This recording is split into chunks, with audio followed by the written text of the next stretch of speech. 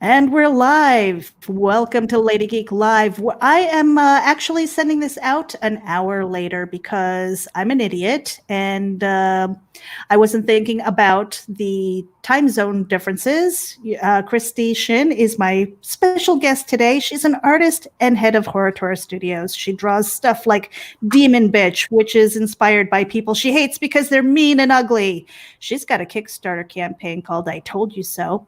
And we are going to welcome her today as soon as I pull this banner off. Hello, Christie. Hi, Meredith. How are you? I'm doing really good. I am actually exhausted because you and I were on Unscripted with Demon Phil Locklear last night, and we were burning the midnight oil. And in my case, it was like the really early morning oil, too. So, and I've been having storms all day because, what is it? Tropical storm Cristobal in the area.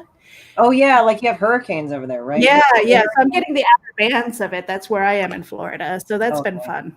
That's been fun today. And I was just like, okay, I'm almost glad that we pushed this an hour because I wasn't sure if I was going to have electricity. So if I disappear, guys, it's because of that. Blame Cristobal.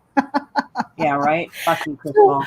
Introduce yourself to our friends and family because this is going out to Geek Insider and Comic Book Advocate Network and a few other channels. So we're simulcasting all over the place. And there are many people who don't know you, shockingly. Well, I'm a creator of Demon Bitch. She's a low-level demon from the 13th pit of hell where people throw their dog shit in gum wrappers. And she wants to bring the second coming of Armageddon, but the first one never happened because she's an idiot. So what I did was I decided to make a series of books on her. And it was based on girls I fucking hated because they were goddamn cunts. Hated them.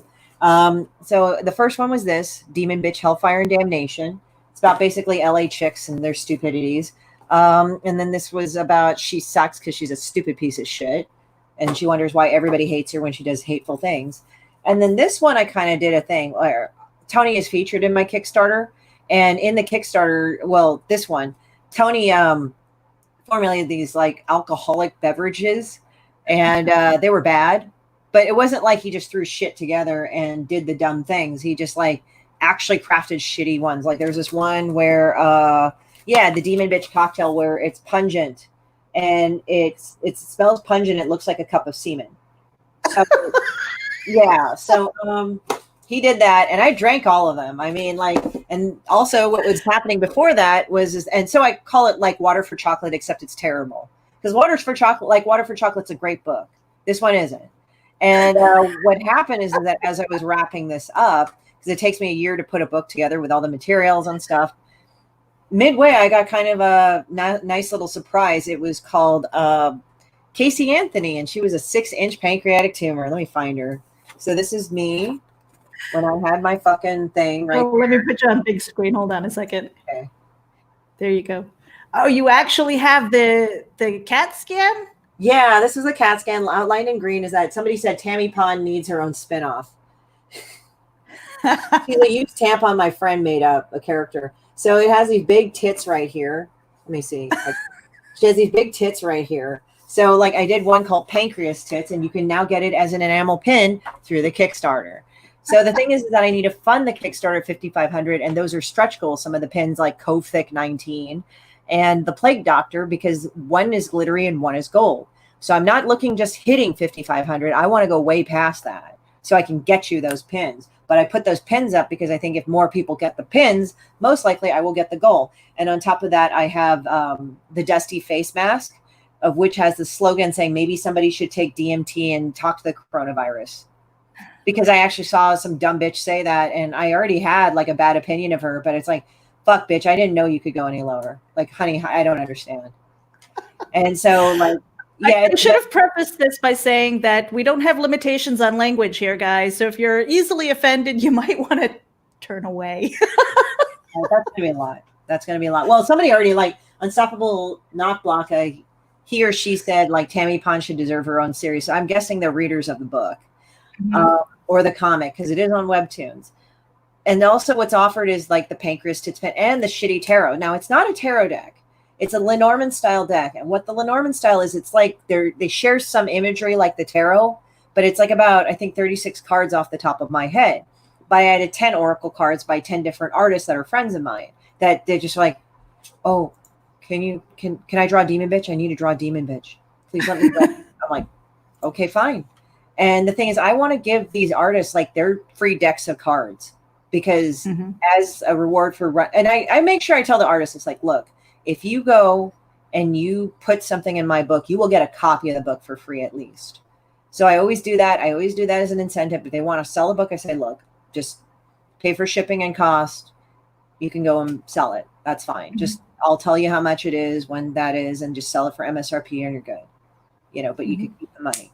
And they're like totally cool with it. Hey, let's see. Oh, I thought. Hey, we've got Phil Locklear in the house. We've got Unstoppable Cockblocka, the artist Rose, Russell Allen of Pantsless Pizza. Marv V was in earlier, but he's in Portugal, so he said, I'm going to sleep. We'll watch you on the replay. So thank you guys for tuning in. We really appreciate you.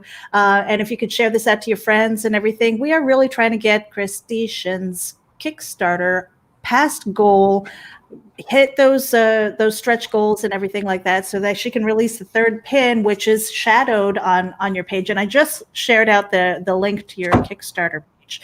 And this is also going to be going out to the Geek Insider podcast as well as Wild One Forever. We're going to have an article that is going to give you all the loves and all the links so that the most people can get this, because I love the story about it, because I grew up and people were mean to me. And before we came live, we were talking about growing up Korean. I'm half Korean. Yeah. And, just some of the issues with our mothers and things like that. And, but what I didn't tell her was that I was teased and bullied, and there were mean girls and I hated them all. And I wish that I had that creative outlet to draw demon bitch and everything like that. Instead, I went the writing route. I kill people in fiction, but you make them ugly, but you make people laugh, and I love that. Can you tell us about Demon Bitch and what motivated you? Maybe you have a genesis story for that.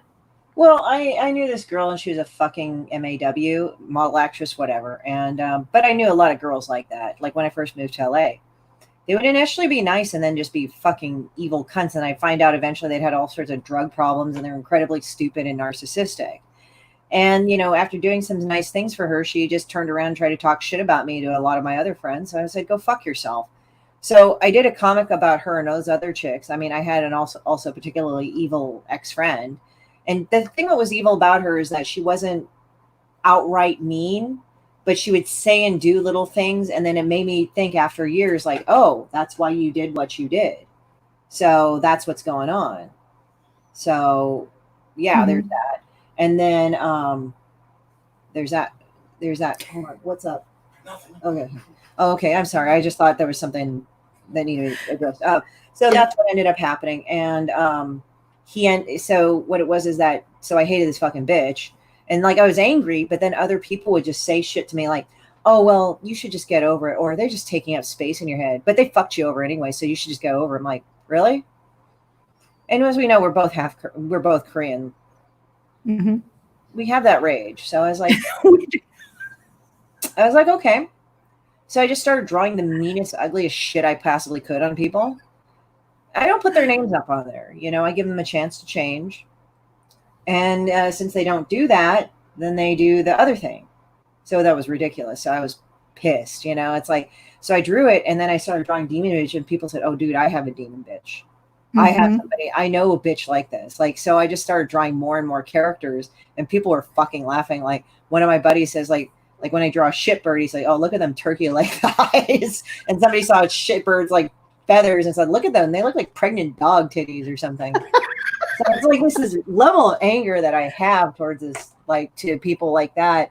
And it's funny because like some of those people get mad and they go, like, one girl got pissed at me thinking it was about her. She was an asshole, and she randomly like messaged me and said, you should go get fucked by a blender. And I'm like, okay, bitch, I don't have a coochie as big as yours, but whatever. That's things. I don't shoplift. I actually have money, so I can actually buy things, But Yeah, and it's like there was another girl that like fucking kept lying about how she had a gallbladder removed and how she had Crohn's disease, but really she's a hardcore cocaine addict. So that Mhm. causes ischemic bowel, which is like, you know, blood constriction of the bowel, so it'll die.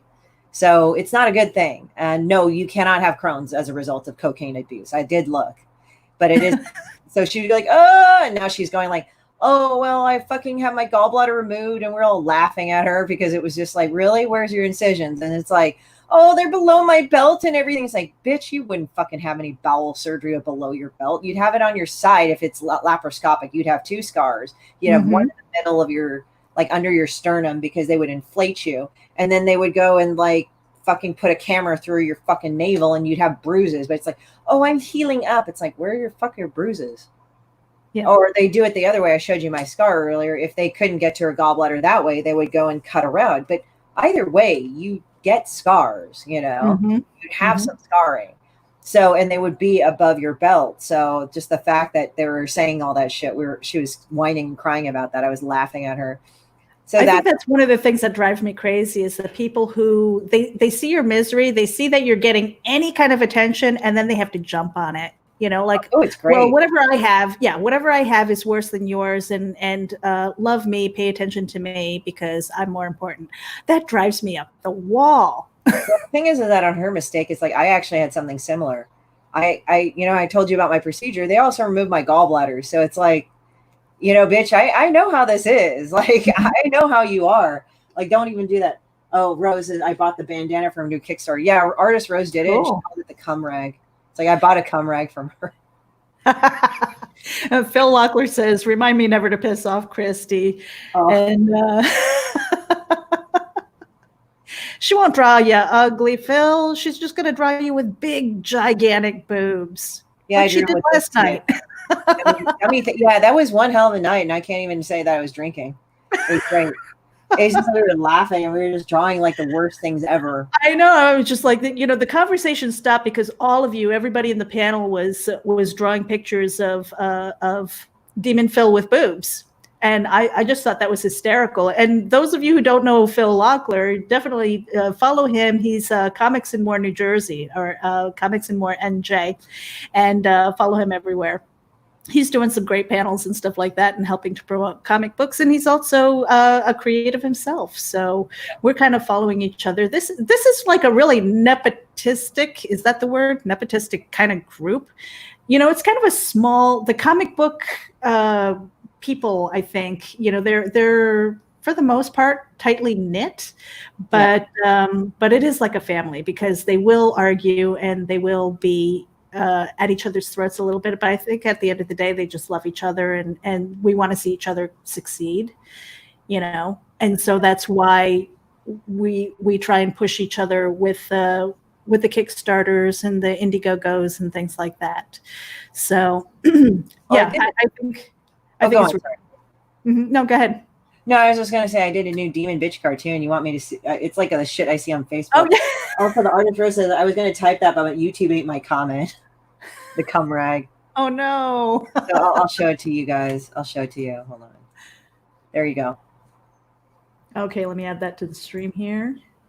So this was my comment on people fucking screaming and hollering about how many people they unfriended repeatedly from the last 2 weeks. So it's Demon Bitch saying how she unfriended everyone. I'm really proud of it too. I'm so smart. All I had to do was delete my account. Now she's wondering why nobody gives her any attention. Now, how long has Demon Bitch been around? I love her. Demon Bitch, let me take a look. When I first published this, so she was been there around 2017, like in some form or another. And then I just fucking drew her because I really hated some girls, and I just fucking decided to draw it as angry as possible. So like one of the girls was like scrawny as fuck. So I just drew her like with this weird sausage shaped body because it looked like with any weight she would gain, like she would just like, it would look like a gut. It was really not good because she would probably like never eat. And then when she would binge, it would be awful. Now, I know people might be going like, oh, that's fucked up. You're making fun of somebody with an eating disorder. I said, no, she's an asshole. I don't care. Yeah. She's just and that's the thing. A lot of people don't have the balls, I guess, to say what they mean what they say, and really remove the filter. That's something that I'm working on. I'm inspired by you, Christie. Oh, thank you. It's like people give me your money. I always grew up. I grew up, and this was again something that we were talking about a little bit earlier with a difficult mom. You know, I love her, but we don't always get along, and we don't always like each other. And you know, but I had to be very diplomatic because, God forbid, if I embarrassed the family, oh my gosh, I would get my ass whooped. You know, and so that was one of the things that we were talking about was our moms and stuff. I have to ask you, what was her reaction when you told her that you were going to be an artist and kind of do that full time? You know, it just kind of happened when I was a kid. She was always okay with it. She was happy with it, but I think she wanted me to do it a very certain way, and then she thought she knew better than me to do it. So it was kind of like I knew what I wanted to do, but she kind of got in my way a lot, and that kind of pissed me off. But in some ways, like she would let me do art classes and shit. But because it wasn't exactly how she thought it would be, she thought like that was the wrong way to do it. But it turned out not to be. So my mom actually ended up kind of being more on my side than anything. Now, like with me doing gross shit and nasty and fucked up and everything, I think what was hilarious is that like at first she got on me for occasionally saying fuck when I did art stuff, like when I really started going into high professional. And I said, well, no, you know, there were some people saying kill the president at the time. So come on, you know, mom, like, she's like, really? I said, yeah, they say shit like that, mom. That's probably not a good thing. So an occasional fuck would be okay. Cause like for me, I just don't feel like having the FBI breathe down my ass about anything. There's a way to be controversial and there's a way to be stupid, you know? So I got ahead and did that. And then I decided when I came out with Personal Monsters and Demon Bitch, I was like, fuck it. So I just started drawing really fucked up mean shit. Everybody wanted Christie Shinn when they grow up. But it's like I would just draw all these fucked up mean things. And I started drawing dicks and boobies and people liked them more. It wasn't even boring. I just was doing it to be funny. And then now, like, I thought my mom would be kind of mad, but I didn't really think about it. And then she doesn't seem to care. Like, it's like, all right, well, whatever, because I'm an adult, I guess. And she finally sees it that way. But there was this one part where, like, during the riots and everything, and everybody was angry and stuff. So I found this picture that somebody sent to me. And it's like the United Colors of Benetton, but on the caption it says, "We are all come." It's like you can't argue with that. It's like your dad saying to your mom, saying to you, "Hey, I fucked your mom." So you're like, what are you gonna argue with that? Yeah, I mean that's the thing. So it's like, so I decided, and I think almost dying, kind of having a brush with death, kind of made me not give a fuck about what anybody said. No, it's like this. People think, oh, you don't give a fuck what anybody says, so you should guys say whatever you want. I said I do, but sometimes some people just aren't worth my time to talk about. Like I could get into a million thousand fucking like Facebook arguments that I can, but now it's like, especially in the last 2 weeks when it was really nasty, I was like, I don't want to see you. Hide, mute. I'm scrolling past this. This is stupid. I don't want to fucking hear it. You know, like, why are you so proud of this? It's like, this is stupid. But it's like, I noticed that if you get caught up in their shit, now again, I mean, I might sound hypocritical when I say that, but if you get so caught up in their shit, then they waste your time. It's just best to like kind of go and like observe what they do, and then you just draw about it. And it's great. So were you always like this? Like, I don't give a shit what you think, or did this happen after your surgery, or when you found out that you were sick? I think what it was is that I started to not give a shit, like probably a few years ago, because I was tired of like people saying to me, well, you know, you're just not going to get better, or this is that, this got over you. And I was tired of having people speak over me about this. And I was like, you know, fuck you all. So I decided to just draw stuff that was funny. And I just didn't, even people were like, well, you need to let go. And then they would be the first ones laughing at the shit. So it's like, tells you what they fucking know. Right. And I just learned that people, like, you can have friends and you can have people that give you great advice and they're immeasurable. But sometimes it's like, it's really up to you to do what you want. So I decided to live my most authentic life. I think this further, I don't give a fuck, is like after almost dying and recovering and just basically willing myself to actually be a healthy person, I think had something to do with it. It's like, no, you don't get to talk to me. If I listen to all of you, I'd be fucked. Fuck you. You know, but at the same time, I think like for me, I'm just like, I think I just know when to pick and choose my battles. And sometimes some people like they'll just go on and on. It's like, I know you want fucking attention. I'm just not gonna even like your shit. It's like, this is retarded what you're saying. But it's like I don't even fucking acknowledge it. It's like I just scroll past. Mhm. Or like they'll say, "Hey, look, I unfriended like 9 people today because they didn't agree with my anything and they were terrible and racist and everything." I'm like, right, you just have to fucking announce everything. Hooray. Whatever. You know, I do this every day. Some people fucking unfriend me. I'm like, whatever, fuck off. Yep. So now tell me, one of the things I was going through some of your websites and things like that, there's a thing that you commission, I guess, like if you have a picture with your ex and you put demon bitch over them. I Where did did that that. idea come from? I love that idea. Yeah. In fact, it's making me want to go through my old photo albums and find pictures of my ex just so that I could have a demon bitch cover him. And I know that's wildly like crazy, but it's like one of those things. I'm like I want demon bitch in the picture with me. How did that come about? Well, And how can people get one of those from you? well, one of my friends, um, one of my friends, she actually had pictures she really liked of herself, but she couldn't. It's just like her ex was in them and she hated him. I was like, well, she says, is And she there any didn't just want way? to cut it up. Yeah, like she said, maybe I could Photoshop over it. I said, well, I could draw a demon bitch over it. And she said, oh, okay. So she paid me for it. It's great. She paid me for it. And she's been a lifelong fan, which is awesome. Now with frickin' so with this one, like it's a Patreon reward. But if people would like to see that on the Kickstarter, it's great. I would be happy to do it. But the only thing is that if I don't fund on the Kickstarter, they don't get it, you know, because Yeah. I need to do that. So if you guys want to do the thing, I'll put it up there. I will do the Mhm. thing, but it has to fund.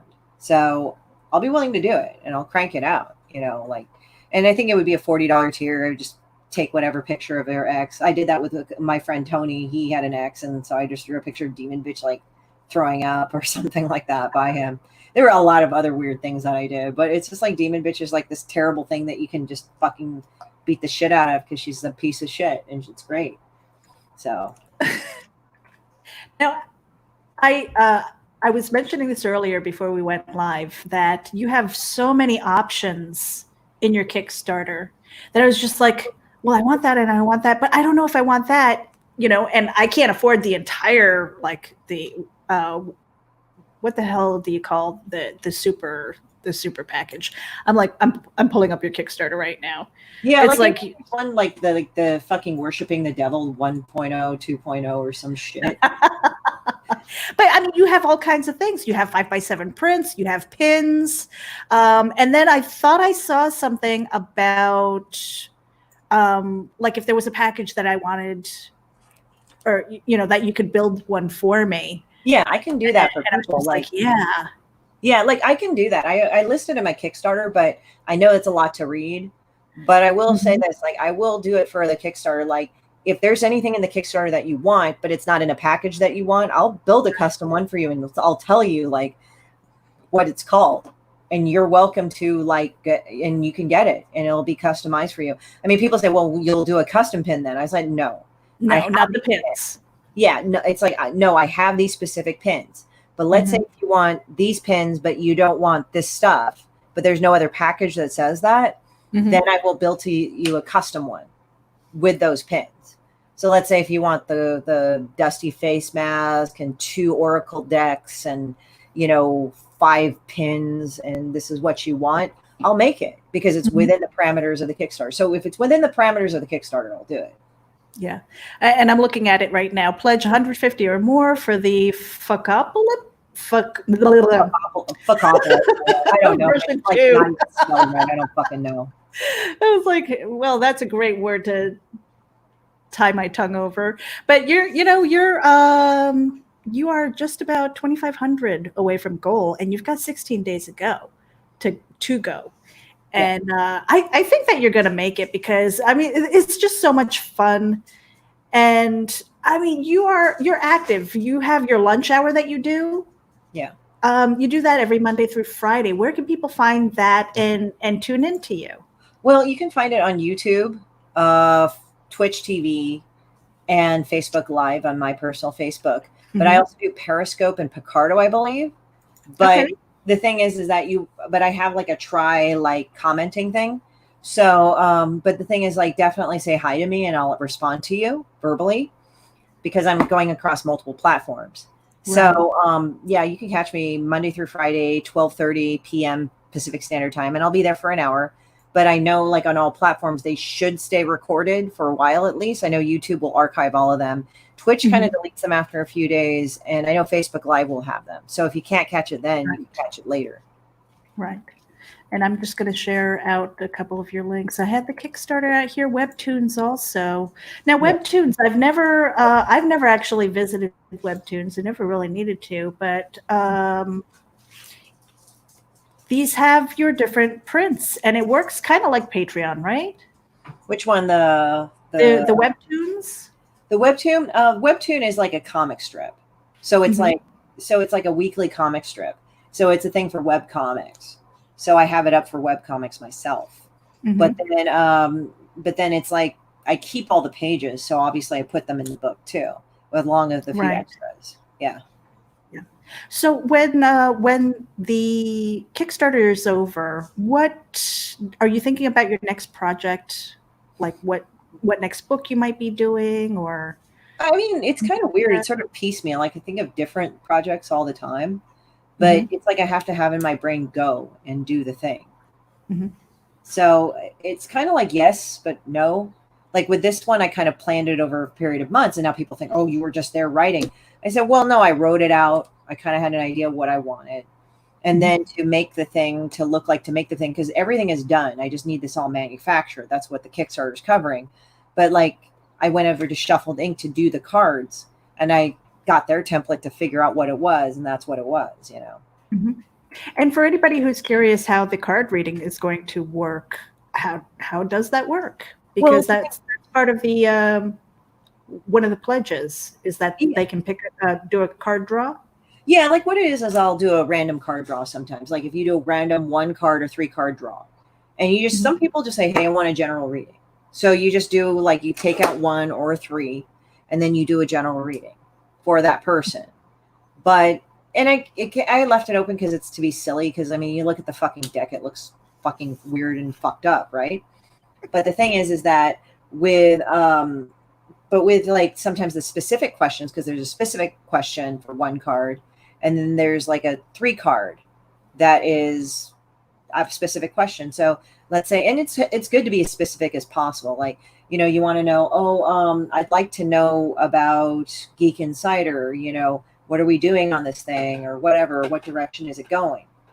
And then it's like, okay, we're doing the thing. And then it's like, all right, well, okay, so, and then to be specific to that question. Mhm. So that's the thing. So So that's, are they? Is each card? Does it have a description? Because you say it's not tarot. Is it kind of based loosely on tarot? I mean, where do you get the information, or is it just coming out of your head? Are you trying to kind of intuit the well, question with the card? the thing is like Lenormand style, it's a certain type of style of deck. There's Mm-hmm. tarot, which is the 78 suits, 78 cards with suits, major arcana, minor arcana, right? Minor suits. And so you have the suits of swords, pentacles / coins, wands, and cups.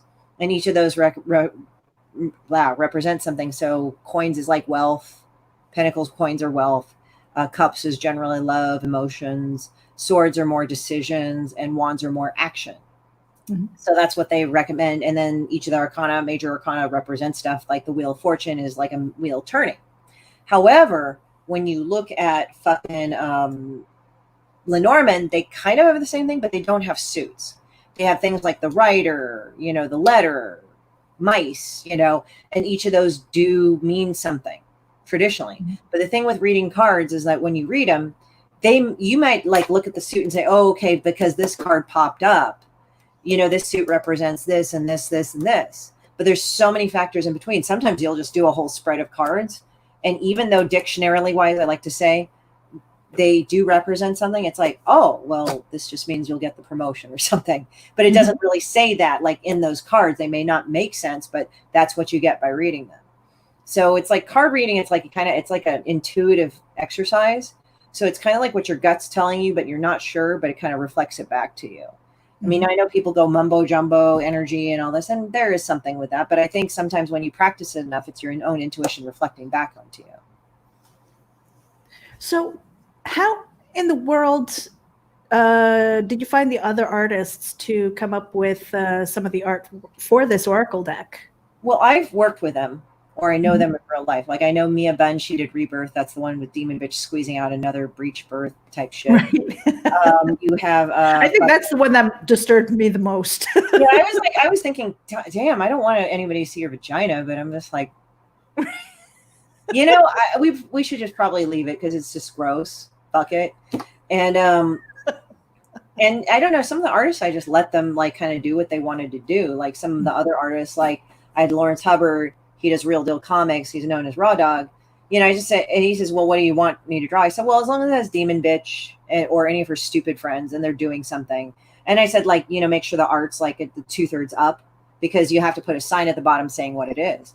Because what I did was I did Oracle cards. Now, Oracle cards are kind of a different story. They are fortune telling cards, but they're open to interpretation. They don't have to have a set like Lenormand or tarot. You know, tarot is like certain things. Lenormand is a certain set of images, but even then they can be abstract within themselves. But Oracle, let's say I picked a card saying spirituality and it has artwork on it that's supposed to represent spirituality. So there you go on that. So we're drawing on that shit and everything. So, I mean, he did one where Jabbo the blind pimp is fucking breaking his cane over Demon Bitch's head. So, I mean, I just said, just draw whatever you want. Because at first I would just kind of throw out terms and people would draw the interpretation. But it's like by the time they got it back to me, I kind of forgot. And it was like I would think of something else. So I just said, you know what, with the other artists, like I had a couple artists that filtered in at a time. So I just said, like, okay, you know what, fuck this. Just, you know what, draw it with these requirements. And, you know, just draw it up and do the thing. And I'll figure out what to call it. So one Dallas was doing where she's like this or something like this, just pulling her skin around. And I thought of that stupid fucking comment called like, why doesn't somebody take DMT and talk to the coronavirus? So I just labeled it DMT because that looks like what it would like to me. So it was just. So, okay, really strange question, probably off the cuff, but when you dream, do you dream in Technicolor or do you dream in black and white? I actually do you remember them at all? I dream of color. Like most of the pictures, most of the dreams I remember and I recollect. And a lot of them I do dream in color. Like when I've read that a lot of people don't dream in color, I'm like, oh shit, really? Because I dream in color all the time. Sometimes it's washed out, but most of the time it's just regular, like I see color, like regular. And do you ever wake up and go, holy shit, I got to draw that out? Sometimes I'll just write it out, or I kind of will talk about it saying, hey, this dream and whatever, I'm trying to figure it out. And then I kind of have an idea of what it is. But it's like sometimes with like stuff, like with dreams and stuff, you want to go, hey, Kenny, how's it going? So like you open it up and you read it. And you're just kind of like, you read the meanings, but it's like, it's kind of to your own interpretation of what resonates with you. Same thing with card readings. Like you can read, somebody on YouTube can read your cards and it can be 100% right, or they could be wrong, or they can be partially right. It's kind of where you're tuning into that person for that moment. So I know it's like so abstract to say that, but it is true. So. And let me see here. Okay. So we have, you already said hello to Kenny. Hello, Kenny Aikenheart. Hey, Artist Rose. Who's Unstoppable Cockblock? I'm not familiar with that person's username. He knows they talk like they know me.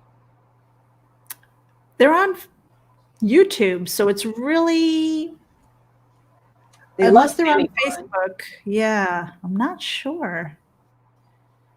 Who are you? Who are you? Who are you? Like I probably know them. I just don't know them by their YouTube handle. So, like, speaking forever, hold your peace, dude. I know. So, tell me about some of the pens and the inspiration. I do want to hear your cancer story for our audience, because there are a lot of people who are kind of going through it, and a lot of people are when It's devastating. I've lost my father to cancer. My mother had it. I've lost a bunch of relatives because of cancer, and I'm like, fuck cancer. I fucking hate it. And it's one of those things where it's on both sides of my family. So I'm either doomed, or if I don't get it, I'll probably live to my 80s. And that's just the family average. And I'm very realistic about that. So I figure, okay, most of them, if they do get cancer, they're dead before they hit 60. I'm like, I've got 10 good years, 10 or 11 good years, or I'll live longer than that. And it's kind of given me the attitude of, I'm just going to live my life. I'm going to do the things that I want to. Yes, I want to earn a living and all that, but I want to do good things, and I don't want to leave this life with any regrets. And I kind of get that sense from you too, where you're like, you know what, fuck it. I'm just going to do what I do, and I'm not, I don't want to speak for you. I'll let you do that, but that's kind of the sense that I get from you. Mm-hmm. Yeah. I think when I was doing it, I was like actually doing well. And when I got it, and I can't even say it was really cancer. It was a tumor. It hadn't been full blown cancer yet, but I got it in time. When I had to deal with it, scary when you get when the doctor says, "Oh, you've got a growth, you've got a tumor," and stuff like that. The worst case scenario always pops into our head. Yeah, like fuck, I'm gonna die or something. Yeah, I mean, I kind of went through a phase where I felt myself like if I died, I would feel everything alone. And again, it's not that I wouldn't have friends and family be there for me, but they can't feel like the shit I'm going through as I'm dying, like the physical part of dying. So I thought about that. I thought about this is fucking unfair. It's like I'm starting to do shit. You want to cut me down. And it was kind of like, well, I said I wanted to die sometimes, and well, now I don't want to die. I don't know what the fuck to really think here, So I'm kind of like, fuck, So I don't know. It was like kind of one of those things where I kind of went through a long, like dark tea time of the soul. And I just kind of had to go through it. I can't even say that I'm okay with like feeling that way again, where like I'll feel my body die around me. I really don't really fucking know. And it might freak me out again, but I'm just kind of like, well, okay. That's all you can really say is, well, okay. And then you just live your life how you want to live it. Do some things aggravate you more? Sure. Because like, you're like, really, I'm so past this. But some things you're really zen about. And some things you're like, okay, well, if I panic this way, I'm not going to get what I want. So let me focus on what I want and just kind of keep calm. Like people rush people to do things. Oh, you got to send that note. Oh, you got to do this. Oh, you got to do that. No, do what you need to do. Do what you feel like you need to do. Not out of fear, not out of like rushing, but what you need to do. So, and like you kind of have a better sense of self. I think also you have a better sense of like what you want to deal with and what you don't want to deal with. Like sometimes with people, I'm just like, I'm very patient with them, but then I'm like kind of like pissy about them. Like there's some things I will not take. Yeah. I have friends of mine who I will absolutely pick up the phone for them because they need that. They need that kind of support and stuff. And then I have others who, when they disappear, maybe because they're depressed or something like that, I know generally that they're okay.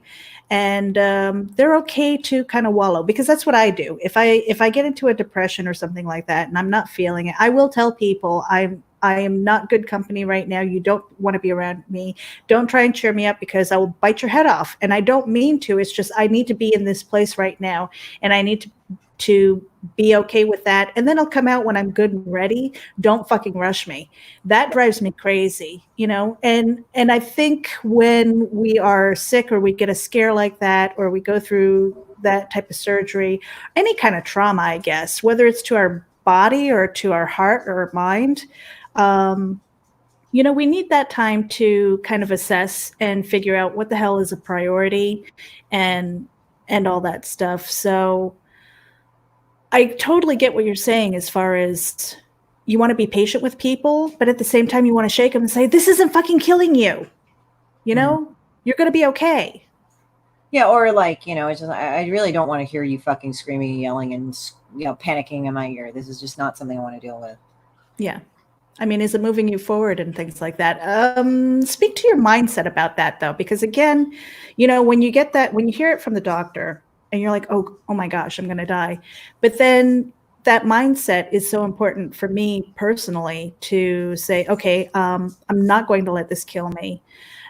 And I want to preface that by saying, when I was working at the newspaper, I was in the obituary department. So I was handling people's last story every single day. Mm-hmm. Then on top of it, I was a funeral singer. And I say I was a funeral singer because I did more funerals than I did weddings. And then on top of it, I lost a lot of family members. They were either sick or dying or dead because of cancer and stuff like that. Mm-hmm. And I saw so many people in that final stages of their life where they kind of determined in a way their death day. Like if they accepted it, then it was like boom, dead. It was like I just wanted for my father. I believe that I was there when he finally said this is going to take my life, and he was gone so quickly. And in a way, it was a blessing because it was like, if you're not, speaking of faith, I'm like, if you're not going to heal him, then please take him quick, because this man never wanted to suffer, and that would be like the worst hell for him. Mm-hmm. And I think in his head, he got right with that, and he was gone very quickly. And in a way, I felt guilty because I felt like I prayed him to die, and that wasn't the case. But again, for his mindset, it was just like, this is taking me, and I'm going to go. And he exited as soon as possible. But that didn't happen to you. I mean, you had a 6-inch tumor in your pancreas. Yeah. And a lot of people say pancreas, oh, that's a death sentence. Yeah, that's pretty much still here.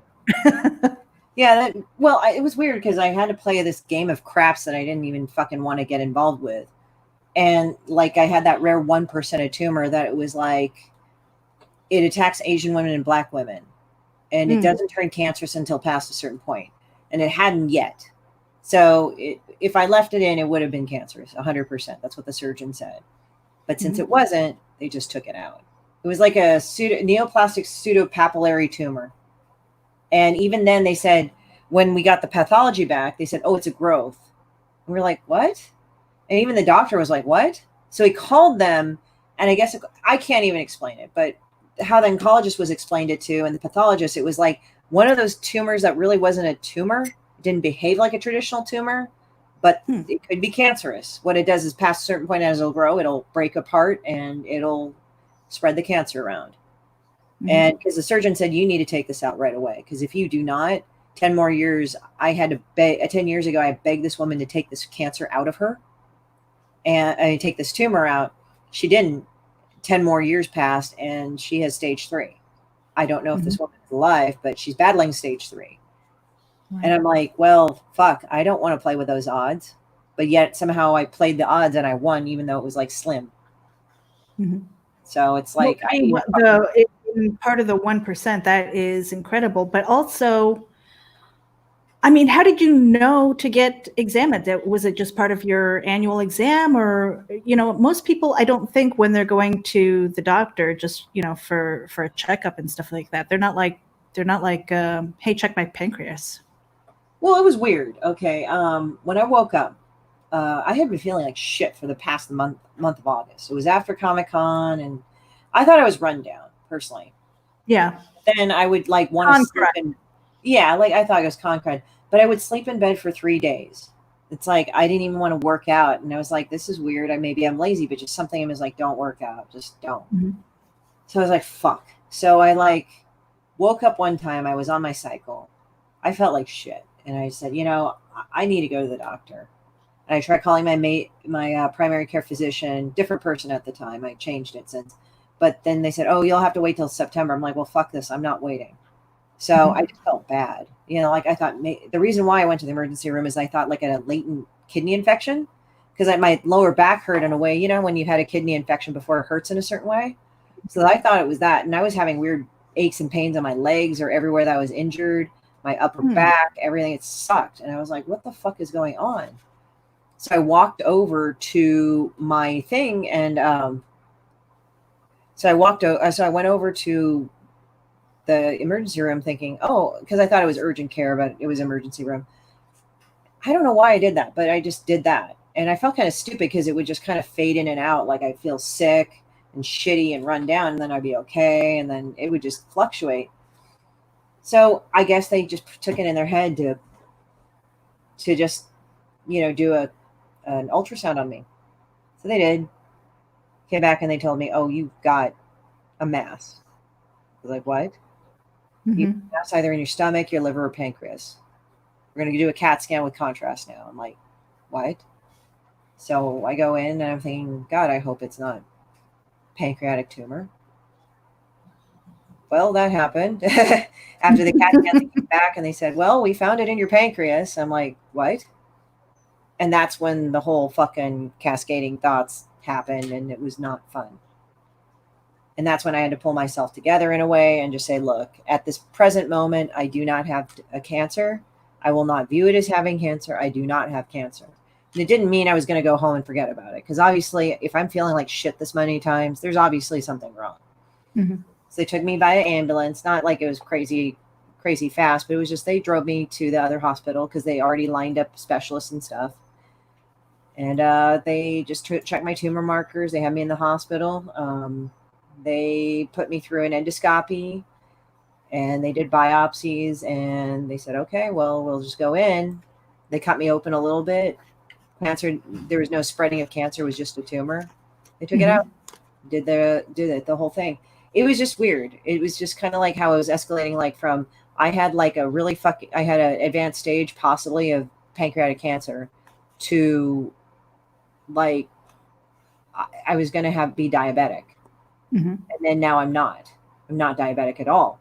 But it was weird because I was starting to have like weird little like indigestion moments, and I didn't understand why. I was drinking seltzer all the time to help it. I would drink a beer and feel like throwing up, even though that's nothing that would affect me normally. And, like I would try to eat or something, and it would just be like I couldn't really eat. It didn't taste right, or like in retrospect, some of these things I actually looked at it. It was like kind of bland. It was really weird. I had like a really, really weird type thing. So it's strange. I don't want to be like, it was just kind of one of those things like pay attention to your body. I felt sick. I decided to go. I really thought I was going to get antibiotics and just go home. And then I had to stay 2 weeks in the hospital up until my birthday till that release date. That was some shit. Yeah. I think it's so important because most women that I know will kind of power through the aches and pains, and they'll just kind of say, it's nothing. And they don't look into it. And I think we really know when we're not feeling right. We really know. And if we don't pay attention to it, whether it's like for me personally, I was getting to a point where I was feeling absolutely terrible. And I said, if I keep going on this path of eating what I want, not exercising, just sitting in my chair all day or laying down on the couch and stuff like that, I am really going to get sick and I'm going to have some of these serious problems. And it prompted me to get off my ass and start exercising. And I had to develop a habit, and I had to get it in my head that I was going to keep doing this. And I feel terrible because it's been like horrible weather. It's friggin' Florida and it's like 100% humidity, and you go outside and you can't breathe. And I'm like, okay, well, that's my excuse for not to exercise. But now I feel like shit for missing it. And, so again, I'm not listening to my body, and it's stupid. It's really stupid. And when you're not feeling good like that, I think you really need to talk to somebody and ask those questions and be an advocate for yourself. And that's exactly what you did, because, if you listen to that first doctor, who knows where you'd be. I mean, it's funny because like the doctor just said, oh, we'll check it out. Yeah. I actually felt kind of stupid initially, but they just went and put me in and they scanned me. They were really good, and they did an ultrasound and I was fine. Yeah. I mean, they did an ultrasound and the rest is history. I wouldn't say I'm fine. It was like really disconcerting, but out of all the things, like it was just like, oh. So it's kind of like with this whole thing with COVID-19 and the riots, it's like, I'm not disavowing that things are serious. I'm just kind of like not panicking. I'm working within parameters of what I can do to make it better for myself. Mm-hmm. And that's just what it is. Like, people need to work within their own set of parameters. What are they okay with? What is available to them? Are they not seeing, but some people tend to do the whole thing. Mm-hmm. Now, how did we mentioned this pre-show, but how did that change family dynamics at all? Well, Because we were talking about, like, my mother and I, we've kind of butted heads, and we still do. I love her, I really do, but sometimes we don't always get along, and I think it's probably because, I mean, there are a lot of reasons. I'm not going to get into that here, but I think a lot of it is, I'm still her child. I'm still the one that she cleaned her, the dirty diapers and was yelling at and stuff like that. So to become a peer has been a difficult journey for her to allow me to graduate into adulthood. and still, because I'm the creative one, here I am, I'm doing live streams. I'm trying to, I write, I sing, I do all of those creative things. And really, except for my brother, none of us really have that creative gene in us. So they never knew what to do with us. Mm-hmm. And you were saying that your parents, they're successful in their own field, but it's definitely not art. That plus getting sick and everything, how your relationship might have changed. Well, or has it? My mom, like, she was always kind of calming Neb for the most part. She was calming down for a while. Like, I think when I was younger, she was more worried about me, hence her freaking out a lot. But I think after, and I didn't know the full scope, but I noticed, like, after I healed from my pancreatic tumor, like, I was less aggro, less testy. Mm-hmm. So I think this thing was making me kind of like fight against myself, because I was trying to fight to, I mean, I wasn't like a raging bitch, but I just kind of had a shorter fuse. And since this thing takes about 10 years to grow, like, that's what the surgeon told me. It takes a long time to grow. And I noticed weird metabolic changes. Like, I'd eat a piece of pizza and gain 5 pounds. It's like, what the fuck is this? Like, a piece of pizza, like weird shit like that. And I never understood why. And I thought I was getting older, and like little weird things. But my mom and I, like, I think, like, I'm less testy with her, but at the same time, she's less naggy with me. And I think we came to this understanding that, we're both, we both kind of didn't know. And I think the fact that I could have died, I think, kind of impressed upon her. And she was there when they were taking out the drainage tubes, and those fucking things hurt. And I had a broken ankle before. I thought my pain tolerance was pretty big, but it hurt like a bitch when they took those things out. It just slid it out, like, oh, it looked like an asshole. That was my black cat, by the way. But it was like, oh, like, it literally felt like somebody punched me in the gut, which was weird, because they took it out on the side here and the side there. Mm-hmm. It hurt like a bitch. And it's like a skin pull, right? It's not even that. I think it's like, it basically, it feels like somebody did something painful where they just kind of ripped your stomach out or something. It was the weirdest. It's like slithering in, and it hurts all the way. It's like a snake that's living underneath your skin. Good way to describe that. Yeah, it really doesn't feel good. And it took me by. And she was there for that? Yeah, she saw them do that, because I was ready to go home, and she just had this look on her face, like, because I had the fucking staples in there. They had to take it out because this was stitched into my skin. So they had to take out the things, and it was just, it was crazy. And my mom was just like, she just had this look. I mean, she was stoic. You know how Korean moms can be pretty stoic, but she kind of her face sort of twitched a little, because I think she just saw me just have all these staples, what I've fucking gone through. I mean, I didn't have bruises really outside, but she saw me just like, I'm all cut up and everything. And she's like, and she even felt, later on, she told me she felt really depressed every time she went to the hospital. Even though there was no danger of me dying, it was just seeing me that way kind of fucked her up. So I think we were just more tolerant of each other. And the fact that I didn't have this fucking thing eating away at me made it better that I could tolerate her and be more tolerant. Like, sometimes if she says something I don't like, I just said, why'd you say that? And then she'd be like, oh, I'm sorry, you know, but we don't get into a fight. Like I used to be really pissed off at her. I'd be like, why the hell are you doing this? And because this would be from childhood, like her nagging my ass all the time, or kind of getting on my ass sometimes, that when she really didn't need to. But like after the whole pancreatic tumor thing, we just realized how sick I was. And we had no idea for the longest time how sick I was. I mean, as I said, I wasn't incapacitated, but it definitely colored things in a way that really affected me in a while. And I'm like, really? Ugh. I mean, again, as I said, I had full control of my facilities. It's not that I wasn't, but I kind of wondered, like, why the hell am I so angry or aggro or upset? And I think it was just fucking with my hormones and fucking with everything.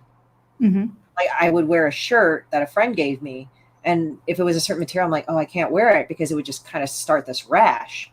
But then after my tumor was removed, I could put that on and it wouldn't bother me. And you were saying the same thing about food and things like that. What about like patterns and I don't know, maybe even the creative process, you know, like how you told me a little bit. I think it maybe retarded some things. It could have been, it wasn't like completely, but it was something, you know, it just kind of held me back. It fucked with my moods.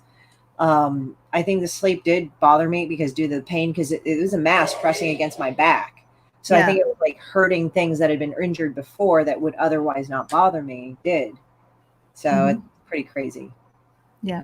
Well, we're rounding out the hour here, and I do want to finish up on Demon Bitch because that is the Kickstarter, and you've got 16 days to go on this, and we really want to try and push you over the finish line because the thing is, if you're tuning in and you don't know Kickstarter and you're not familiar with it, if you don't make to goal, it's like all or nothing, guys.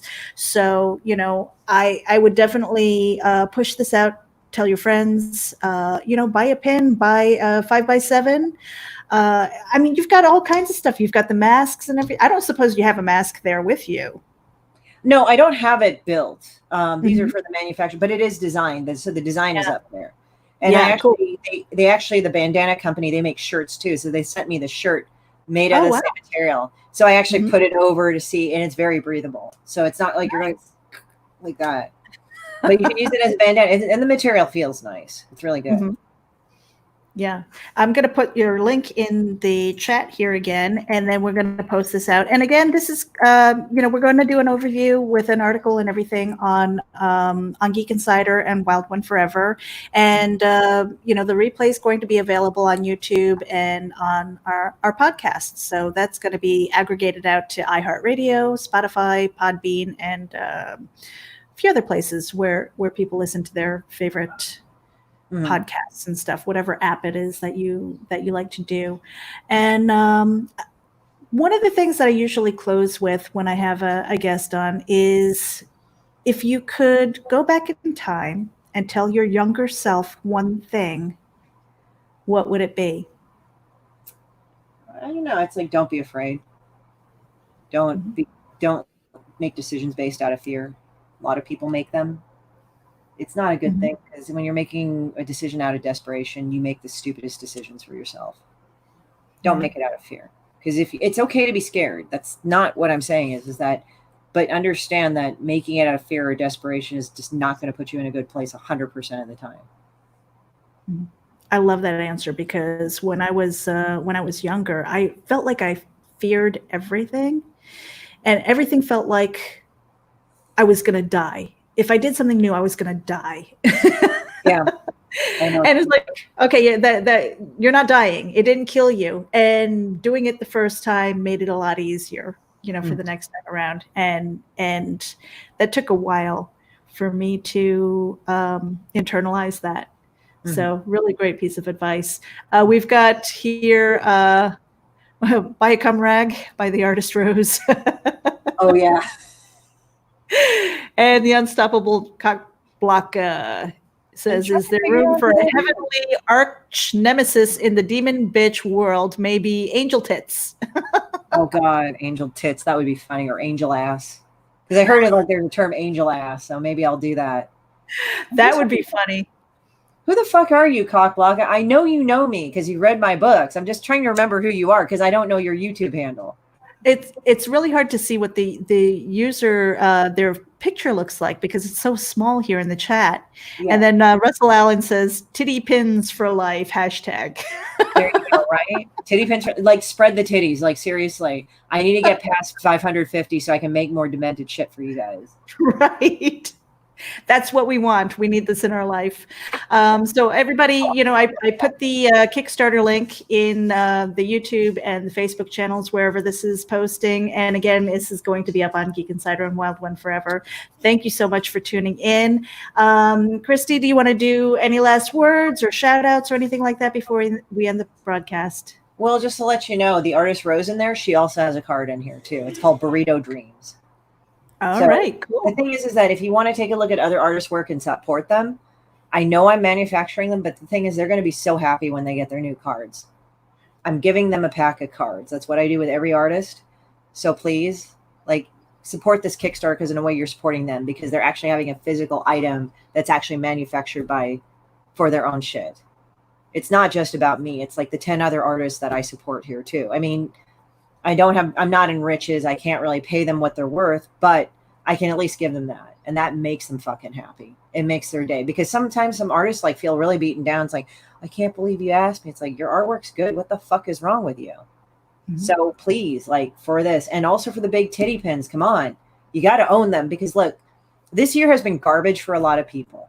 Let's be admitted.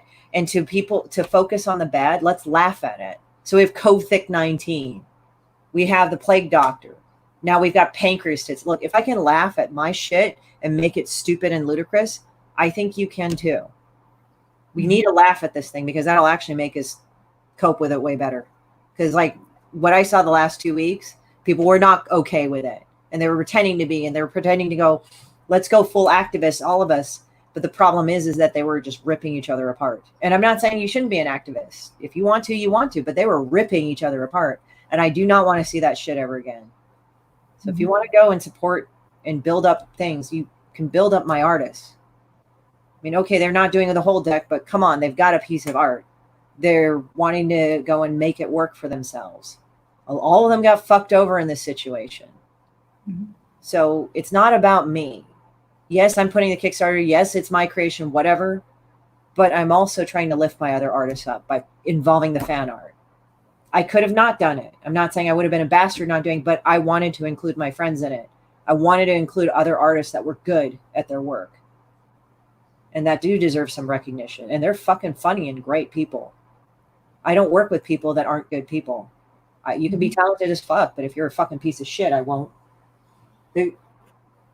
We'll buy some stuff off the site for your birthday. Thank you, Unsubbable Cockblocker. But just, it's not about me. I know, yeah, I have that thing. I want to go beat it and I want to beat it good. Yes, that's my thing. Yes, I want to get my stuff made. But the thing is, also think of my friends that have been fucked with too. I put this together also so they can feel like they're a part of something and they are really happy to be a part of something. And again, I'm not saying I'm the end all. I'm just saying I'm that bright spot that enables them to make them feel better about what they do. That's a wonderful thing that you're doing, because you have a platform already and you're helping to lift other people up, whether it's through their art and stuff. But not only that, this Kickstarter, again, it's all or nothing. And it's not only helping them, but you're also helping the people who are manufacturing this thing, because that's hit them too. These printers and the people who are manufacturing the pins and stuff and the masks and everything, they've suffered too. They haven't had the work. And so anything that comes their way is very meaningful. It helps them keep the doors open one more day. And so again, speaking to what Christy was saying, it's not just about her. This isn't an ego trip for her. This is putting work out there. It's continuing the creativity. It's acknowledging other artists, and it's keeping other people in work. So, I mean, it's really important when you think about that. It's not just about, oh, well, she made a couple $1,000s already. She doesn't need my help. Every dollar counts. Every dollar counts. And I really highly recommend that you take a look at it and check out some of the other artists on Kickstarter, because she's not the only one. And people are doing a lot of good things. And, your messaging, again, is you can have a really shitty day. You could have a really shitty moment. You could be surviving your tumor. Could have been a lot worse. And if it can make people laugh and, Demon Bitch is out there, superimposed on your ex, if that makes you laugh, by all means, do what you need to do to make it a better day. And on that, thank you guys. Thank you for tuning into Lady Geek Live. I know we were an hour later, but, I'm an idiot. And I'm okay with that. I own it. That's how the time that I got, I was like, oh shit. Okay. So I got confused too. But yeah, no. And also and also the thing is, guys, like, also I'm supporting companies that have been good to me. Like, one company is overseas. And unfortunately, like, I know, like, people are down on China right now for some, and I'm not saying they don't deserve that reason, at least the CCP government, the Chinese Communist Party, but this company has been good, and I'm supporting a company that is good. So if you guys, I'm just trying to help people here, whether or not they have a laugh or whether they just want to fuck with things or whatever. It's just play. Yeah. All right. Thank you, guys. All right. Bye-bye.